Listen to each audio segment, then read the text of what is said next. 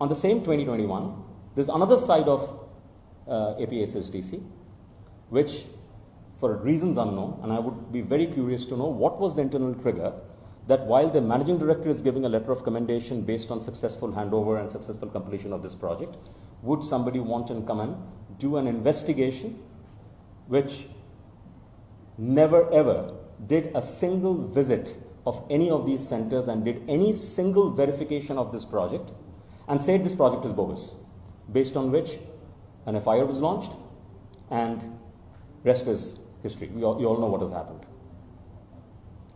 This is a big mystery because it's pretty much like the analogy that I want to give is that you are investigating how a murder was done, how a person has been killed, etc., when the person who is supposed to be murdered is actually standing out over there.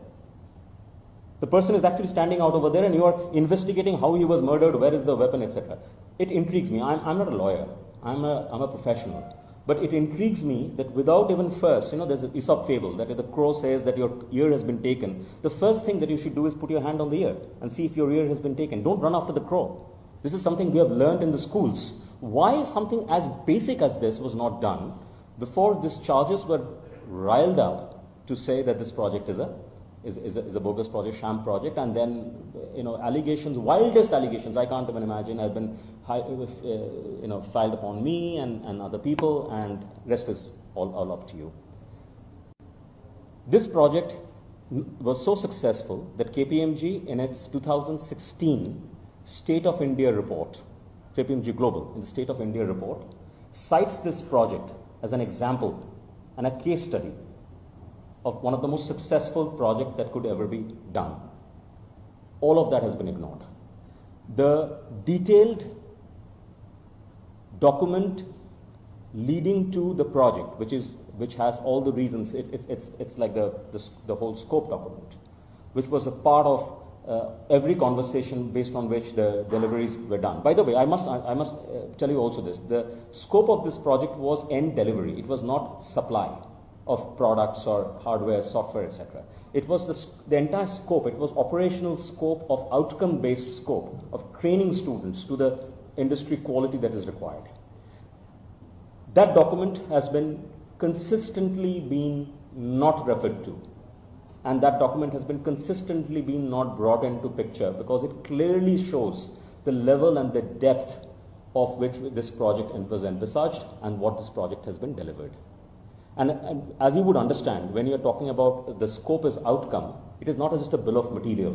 People who understand engineering, I would use an engineering word, it's also called the bill of process, which is the know-how, which in many people who talk about, startup industry call IP, but it's a know-how, it's a knowledge. And there is a bill of services. All of this was envisaged in this project and all of this has been delivered because otherwise I'm simple. Look at the end result. If the end result is what it is in front of you and the infrastructure that was used to deliver that is in front of you, that's what the project speaks about itself. And I can always say that this project, and as Siemens, the company that I led and I worked with, we led this project successfully with our partners and our ecosystem. There were hundreds of partners and ecosystem players who were engaged in delivering this project, and this project was done absolutely successfully. Sir, again, this is a conjecture. Okay, I think the best place for this conjecture to get discussed and found out is in the courts. They have failed to produce a single evidence of this matter in the courts in the last 2.5 years. Statements are very easy to make. Truth is truth. If anybody believes, and if I would find my ex-organization coming in front and saying that this has been done, I would like to challenge them. I would like to, but I'm sure Siemens wouldn't say this. I'm pretty sure they haven't done this. Number two is, what is a shell company? A company which is functioning, which has employees, the company which is paying salaries, the company which is paying its benefits, the company which is paying taxes. These are all shell companies. One day suddenly somebody says they're shell companies. So I may also as well say that you guys don't even exist. Does that make it truth? Any more truth than you saying that I didn't exist over here? This was a robo who came in and sat over here and spoke. That isn't truth. The truth is right in the front. By calling somebody a shell company, it's like calling in the schools, you call somebody a name. It's name calling. And that is what is happening. The problem that is these allegations are impacting people's lives, because behind these companies are individuals like me who have families. These are impacting our lives. We are not institutions. We are not companies. We are no more, I'm no more a company. These are impacting our lives, our literal lives. But what is impacting more is that, imagine this 213,000 student. It was your brother who went and got trained over there, and suddenly his employer is calling and saying, by the way, the certificate that you have given to find this employment, this certificate may not be valid because your government is saying that this was actually a scam, this certificate isn't valid. It is exactly like that. It's a nightmare.